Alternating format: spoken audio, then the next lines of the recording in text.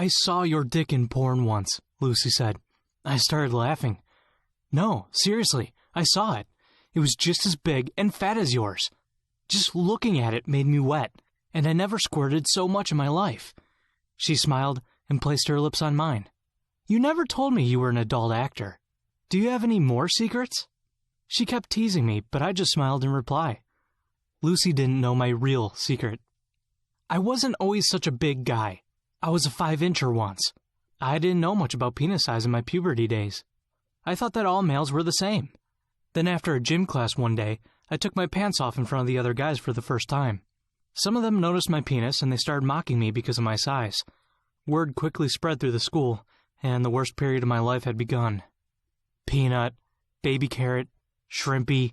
The nicknames and jokes about my size followed me through many years of counseling, panic attacks, and isolation. Having sex was out of the question. I was too embarrassed to ask girls out, thinking they already knew about my small penis. By the time I got to college, things still hadn't changed. I avoided sports activities and I hadn't had any sexual experience. I was still afraid of having any contact with girls at all. My first encounter with a girl was a complete disaster. We started making out at a party, but I ran away after making up some stupid excuses. I never had another chance with her, or any other girl. I spent days in my class or in my dorm room studying, eating, and playing games. I was a great student, but excellent grades couldn't replace my desire to be with women, my desire to be normal. I spent huge amounts of money of trying out pills, pumps, and extenders, but nothing worked. It was a nightmare trying to hide all those gadgets from my roommates, and I almost lost my penis using extreme techniques like clamping. Eventually, I gave up. I accepted the fact that I could never have a bigger penis, and accepted the fact that I would never have sex. I accepted the fact that I would probably die alone. Until one day, I found some hope. It was a Wednesday and I was on my way back from the library when I met a girl called Allison. She had lost her contact lens, so I offered to help her find it. We spent some time looking for the lens, but we weren't able to find it. I managed to pluck up the courage I needed to suggest we continue our search in the cafeteria. She accepted my invitation with a smile. The hour we spent drinking coffee together was the best thing that had happened to me in a long time. We enjoyed the same TV shows, liked the same music, and laughed at the same jokes. I saw her again the next day, and a week later we started dating. Finally, I was happy. I couldn't stop thinking about her. I even stopped worrying about penis enlargement and threw away all my expensive gadgets. From that first moment, I knew she was the one. I knew that she made my life complete. 1 month later, Allison suggested that I move in with her as she had a small flat near the campus. That was a huge decision for me, because I knew we would soon have to become intimate. Until then, we had just held hands and kissed. I didn't push her to go further, and she didn't ask any questions. I guess we were both satisfied with how things were going. But now, we would live in the same flat, and we'd sleep in the same bed. I was nervous, but she was extremely important to me, so I said yes. The night I moved in with her, I lost my virginity to her. She was more experienced than me, but she was also gentle and patient. I thought that she had enjoyed it, and was relieved that she didn't care about the size of my penis. Everything felt so perfect that I was sure that I had started a new, happier chapter in my life. 2 months later, I felt Allison becoming colder. We were still sleeping in the same bed, but we didn't have sex. She didn't laugh at my jokes anymore and never seemed happy. I was afraid to ask her what was going on because subconsciously, I knew the answer. So I left things as they were, blaming her behavior on mood changes, PMS, or being busy with work. Seeing her laugh or smile was rare. After a few weeks, I decided to ask her what was wrong. I saw her after class in the cafeteria and tried to kiss her, but she turned away. I knew I was going to lose her. "Sit down," she said. "We need to talk." My throat tightened and my mouth became dry. I started to feel dizzy. I knew what she was going to say before she even opened her mouth. "I can't go on like this anymore. I'm not in love with you. I never was, and I never will be." She told me that I was a good man, but that we were just too different to be together. She threw every cliché in the book at me and finished by telling me she needed time alone. I found myself unable to speak. I couldn't understand this change. What had happened that changed her mind so suddenly? "I packed your stuff this morning and I expect you to move out today. Maya will collect the keys." Then she got up and left without explanation, without even looking back. I saw her best friend Maya standing at the back of the cafeteria. Her face was full of anger. What the hell had happened? Rain beat down on the street as Maya escorted me to Allison's flat in silence. I found that my things were packed in 2 suitcases and 1 big plastic bag. I don't understand. Why didn't she talk to me about this before? Did I do something wrong? Why does she suddenly want to spend more time alone? I was full of questions and desperate for answers. I shouldn't say anything. Maya bit her lip as if trying to keep the secret from bursting out. Please, Maya, I have to know. She's found somebody else. I'm sorry. Maya's response stung me like a slap. Allison met another guy? I was shocked. Allison had finally brought some light into my life, only to plunge me headfirst into the darkness again.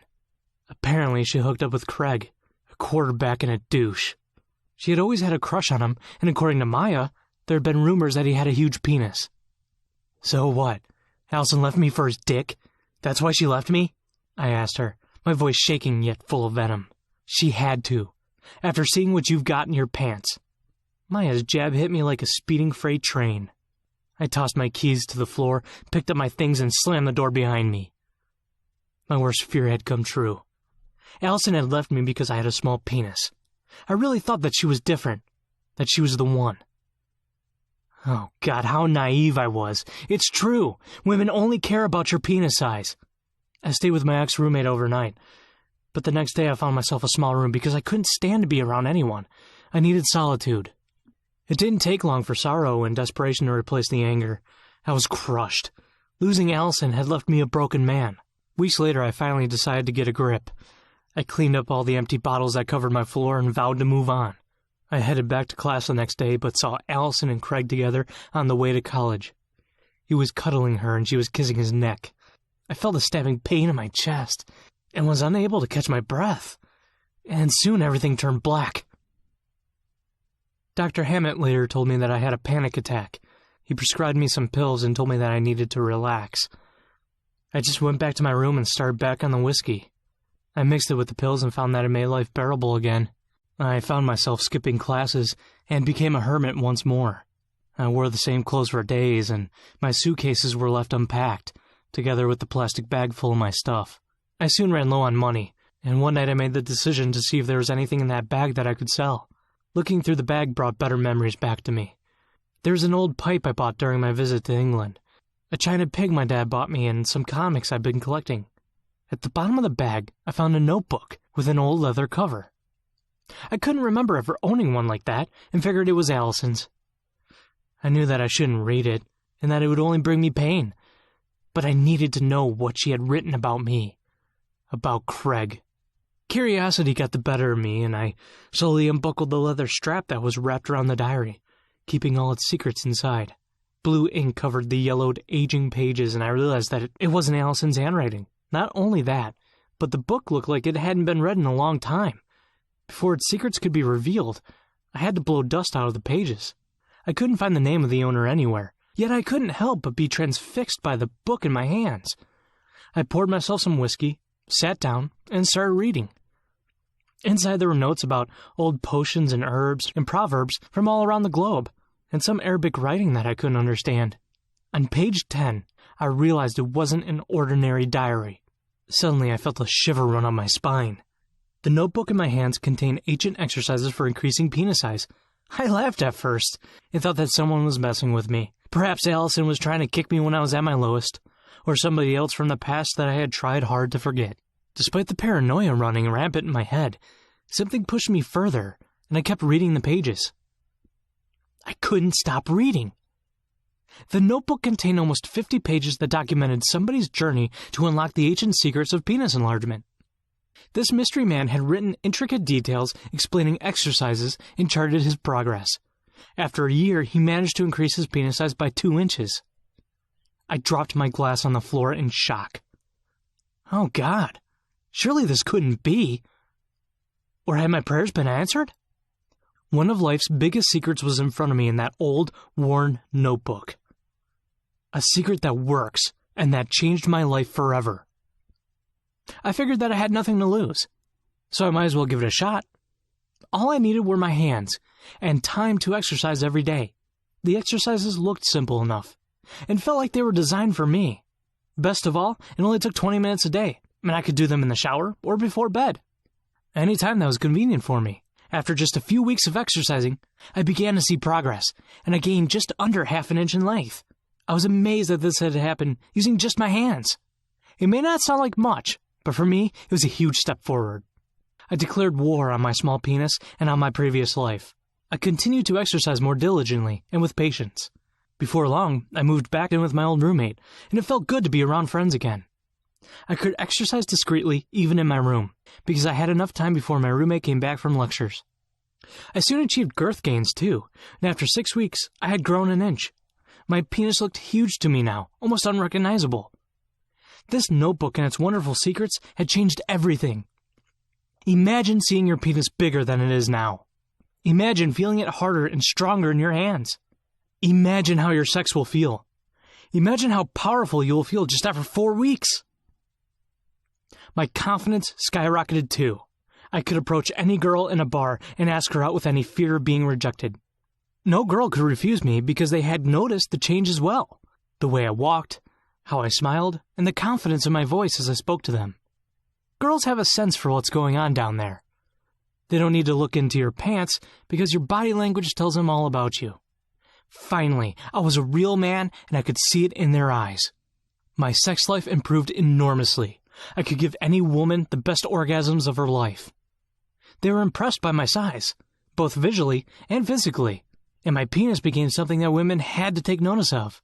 A woman I met on campus, Alexandra, called it baloney. Carol, a vegetarian that I met in a nightclub, told me that I'm the only reason she eats meat. A girl called Lucy once bought me 3 socks for my birthday. The extra sock was for my 3rd leg. For the first time in my life, I could be proud of jokes about my penis. The one thing I've also noticed is that exercising with the secret program improved my erection and ejaculation control. I could get hard whenever I wanted and hold it for as long as I wanted to. Sex lasts much longer and my own orgasms are better. Even sperm volume has increased. Now I can shoot cum across the room just like a porn star. My newfound confidence helped me find a job after graduating. My current employers knew that I was the right person for the job as soon as I walked in their office. Guess what? Size does matter. Now I have a great job, a beautiful girlfriend, and a successful life in front of me. All that time I didn't realize that I was just a few inches from pure happiness. I am so fortunate to have found out about the secret penis enlargement techniques that helped me bridge the gap between who I was and who I wanted to be. The amazing thing is that I haven't changed my routine a single bit since the first day of exercising with the notebook program. I only exercise when I have free time, working just 20 minutes a day, using only my hands, and I'm still gaining inches. Thanks to the penis enlargement secret from that old notebook, I am now a completely new man, a happier man, a more confident man, and a successful man. If I could reveal this secret from the mysterious notebook that is guaranteed to increase the size of your penis, would you be interested?